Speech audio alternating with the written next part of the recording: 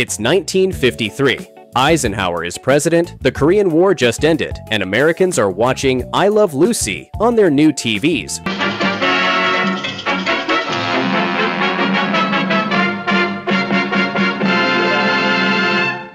While gas costs 20 cents a gallon, at Radio City Music Hall, a virtually unknown actress with a Dutch accent watches herself on screen for the first time in Roman holiday. Her name is Audrey Hepburn, and in hours, she'll be famous worldwide. But here's what will shock you. The elegant movie star audiences were falling in love with had survived horrors she rarely discussed publicly. The real story behind Hollywood's most beloved icon is far darker and more inspiring than you'd ever imagine. Surprising truth number 1. She was a teenage spy for the Dutch resistance. Picture this. A 15-year-old ballerina working as a courier for the Dutch resistance under Nazi occupation. That was Audrey Hepburn. She worked as an assistant to Dr. Hendrik Visser it Hooft, a resistance leader who used his doctor status to avoid Nazi scrutiny. The Germans ignored children, so young people became messengers. Audrey, fluent in English, became the perfect courier for downed Allied pilots shot down over the Netherlands. She delivered coded messages in person, telling Allied airmen hiding in safe houses exactly where to go and what to say to connect with the underground network smuggling them to Belgium. When Dutch Nazi police in green uniforms approached, she kept her composure with the discipline from years of ballet training. She also performed in Zwart Avonden, Black Evenings, illegal concerts held behind blacked-out windows. Starting in April 1944, Audrey designed her own dances while her mother made costumes and a friend played piano. Guards stood watch outside while she performed. All money raised went to supporting Dutch Jews in hiding and funding resistance activities. During Operation Market Garden in September 1944, the famous Bridge Too Far battle, Audrey sheltered a British paratrooper in her family's cellar for about a week. She and her family were hiding in that same cellar when Canadian forces finally liberated their town on April 16, 1945. As her son Luca Dotti later said, "The war made my mother who she was." Surprising truth number 2. She nearly starved to death during the war. Audrey Hepburn's trademark slender figure wasn't from dieting. She nearly died of starvation as a teenager. The winter of 1944 to 1945, the Hunger Winter, was catastrophic for the Netherlands. After the failed operation at Arnhem, Nazis cut off food supplies in retaliation for a railway strike. Over 20,000 Dutch civilians died. Audrey's family made flour from tulip bulbs to bake cakes. Dutch doctors provided recipes for using tulip bulbs as starchy carbohydrates. They ate grass and whatever they could scavenge. Audrey suffered severe malnutrition, acute anemia, respiratory infections, and edema. By April 1945, she was gravely ill with jaundice, barely clinging to life. Her survival was luck. Her mother, Ella, wrote to former lover Mickey Byrne, a British Army officer imprisoned in Colditz Castle. He sent thousands of cigarettes, which Ella sold on the black market to buy penicillin, the medicine that saved Audrey's life. The effects never left. When pursuing her dream of becoming a prima ballerina, the Ballet Rambert director told her that her smaller stature and weakened immune system, results of wartime malnutrition, meant she'd never achieve that goal. Those months shaped everything: her delicate frame, her lifelong relationship with food, and eventually her commitment to helping starving children through UNICEF. Surprising truth number 3. Her parents were Nazi sympathizers. Audrey Hepburn, the symbol of grace and humanity, grew up with parents who actively supported Adolf Hitler. Both her father, Joseph Rustin, and mother, Baroness Ella von Heemstra, fell under British fascist leader Sir Oswald Mosley's influence in the early 1930s. Her mother wrote published articles praising National Socialism and attended the 1935 Nuremberg Rally. There's a photograph of Ella at Nazi headquarters in Munich with Hitler. When her father abandoned the family in 1935, he moved to England and joined the British Union of Fascists. 10-year-old Audrey was devastated, a wound that never healed. Everything changed in August 1942 when Nazis executed Audrey's uncle, Otto van Limburg-Stierum, along with 4 other prominent Dutchmen as retaliation for resistance activities. Otto hadn't been involved but was targeted for his family's prominence. This execution transformed Ella. She denounced the Nazi regime and moved her family from Arnhem to Velp. The Van Heemstra family quietly joined the fight against the regime they'd once supported. Audrey lived in fear for the rest of her life that her parents' Nazi connections would be discovered and destroy her career. Mother and daughter had an unspoken agreement to never discuss it publicly. Surprising truth number 4, her Liberation Day became forever linked with cigarettes. On April 16, 1945, the constant explosions around Velp finally stopped. 15-year-old Audrey and her family, hiding in their cellar, cautiously emerged to see tanks rolling through town. Canadian forces, the Liberators. Audrey and her family raced outside in jubilation, only to find themselves staring down gun barrels. The soldiers didn't know if they were friend or foe. When Audrey spoke English, the soldiers cheered. Not only have we liberated a town, we have liberated an English girl. In that moment's euphoria, Audrey asked the soldiers for a cigarette, her very first. She coughed and choked on it, but from then on, she forever associated smoking with the overwhelming joy and relief of liberation. She smoked for the rest of her life, connecting each cigarette to that incredible day when freedom finally came. Surprising truth number 5, she refused to play Anne Frank. In the late 1950s, Otto Frank, Anne Frank's father and sole family survivor, personally asked to meet with Audrey about playing his daughter in the Diary of Anne Frank film adaptation. Audrey turned it down. She couldn't do it. The memories were too raw. She'd seen trains packed with Jewish families heading to concentration camps. She'd watched neighbors disappear. She'd witnessed Nazi occupation brutality firsthand. Playing Anne Frank meant reliving all of it. Biographer Robert Mattson said Audrey carried survivor's guilt. She survived the occupation and hunger winter.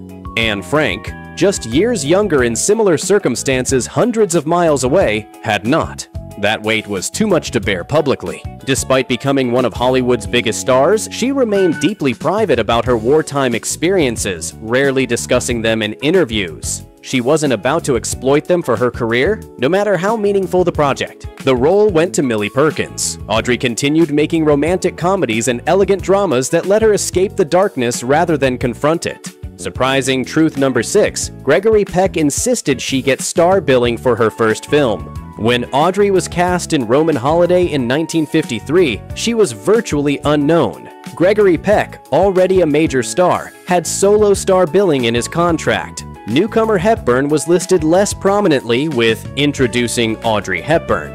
Halfway through filming, Peck did something almost unheard of in Hollywood. He went to director William Wyler and insisted Audrey be elevated to equal billing. He recognized this young actress was giving a star-making performance and knew the film would rise or fall on the princess role. In an industry notorious for ego, Peck's gesture was revolutionary. Wyler had originally considered Elizabeth Taylor and Gene Simmons, but both were unavailable. Audrey won the role thanks to a legendary screen test. The cameraman kept filming after the director said, "Cut," capturing minutes of unrehearsed, spontaneous Hepburn. Peck's instincts were right. When Roman Holiday premiered August 27, 1953, it was an immediate sensation, earning nearly $12 million worldwide. Audrey won the Academy Award for Best Actress, becoming the first person to win an Oscar, Golden Globe, and BAFTA for a single performance. She also won a Tony Award that year for her Broadway performance in Ondine. At the Oscar ceremony March 25, 1954, she kissed Academy President Jean Hersholt on the mouth instead of the cheek in her excitement. Minutes later, she misplaced her Oscar. Surprising truth number 7, Marilyn Monroe turned down the role that made Hepburn a fashion icon. Everyone knows Audrey's iconic breakfast at Tiffanys opening, stepping from a yellow cab at dawn wearing that legendary little black dress, opera gloves, oversized sunglasses, and pearls, gazing into Tiffany & Co.'s window. Here's the shocking truth. Writer Truman Capote never wanted Audrey. He wrote Holly Golightly with Marilyn Monroe specifically in mind. The novel's Holly was essentially a call girl, and he felt Monroe embodied that quality. Marilyn turned it down, so did Shirley MacLaine and Kim Novak. When director Blake Edwards offered it to Hepburn, even she was hesitant. She worried she couldn't do justice to the extroverted party girl Holly, but Hepburn took the role and made it her own. She turned to close friend Hubert de Givenchy, the French designer who'd become her personal couturier since meeting in 1954. Givenchy created the legendary black satin sheath dress for the opening scene. The original design was much shorter, but Paramount insisted it was too revealing for 1961 audiences. Costume designer Edith Head recreated the dress with a longer hemline. Givenchy made 3 copies of the original shorter version. One remains in Givenchy archives. One was donated to raise funds for a school in Calcutta. It sold at Christie's in 2006 for £467,200, about $923,000. One is displayed at Spain's Museo del Traje. While Coco Chanel invented the LBD concept in the 1920s, Audrey and Givenchy made it the ultimate symbol of timeless elegance. In a 2010 Love Film survey, it was voted the best dress ever worn by a woman in film. Surprising. Truth number 8. She considered UNICEF her greatest role. After Wait Until Dark in 1967 earned her another Oscar nomination, Audrey shocked Hollywood by essentially retiring from acting. She was only 38 at fame's height, still receiving major offers, but she chose family, appearing in only a handful of films over the next 2 decades. Her real-life's work began in 1988 when she became UNICEF Goodwill Ambassador at age 59. This was deeply personal. I can testify to what UNICEF means to children because I was among those who received food and medical relief right after World War II, she explained. The organization that became UNICEF had provided the aid that saved her life. Her first field mission was Ethiopia in March 1988, where drought and civil war caused terrible famine. Visiting an orphanage in Mekelle, she saw 500 starving children.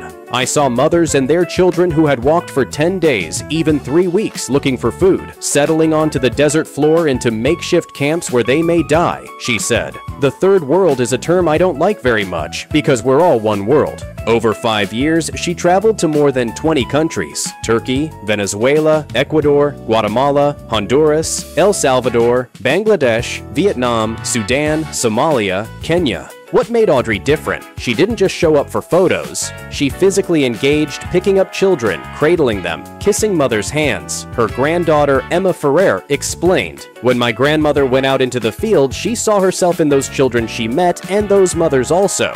She also testified before U.S. Congress, launched UNICEF reports, hosted award ceremonies, designed fundraising cards, and gave countless speeches. In December 1992, President George H.W. Bush presented her with the Presidential Medal of Freedom. By then, Audrey was sick with cancer, but continued working, traveling to Somalia, Kenya, the UK, Switzerland, France, and the US as her health deteriorated. She died at her Swiss home on January 20th, 1993 at 63. In March 1993, the Academy posthumously awarded her the Jean Hersholt Humanitarian Award. The surprising truths about Audrey Hepburn reveal she wasn't just a beautiful actress in elegant dresses. She was a survivor who endured Nazi occupation, worked for the resistance as a teenager, nearly died of starvation, and dedicated her final years to helping the world's most vulnerable children. Her elegance was resilience. Her grace was strength forged in darkness. Her humanitarian work was gratitude for the aid that saved her life. When you watch her films, Roman Holiday, Breakfast at Tiffanys, My Fair Lady, you're watching a woman who understood suffering and chose compassion, who survived horror and chose hope, who used her fame to speak for those who couldn't speak for themselves. Which fact caught you off guard? Did you know about her resistance work or UNICEF connection? Let us know in the comments what shocked you most. Subscribe for more fascinating stories about classic Hollywood's greatest stars. Hit that notification bell so you never miss a video.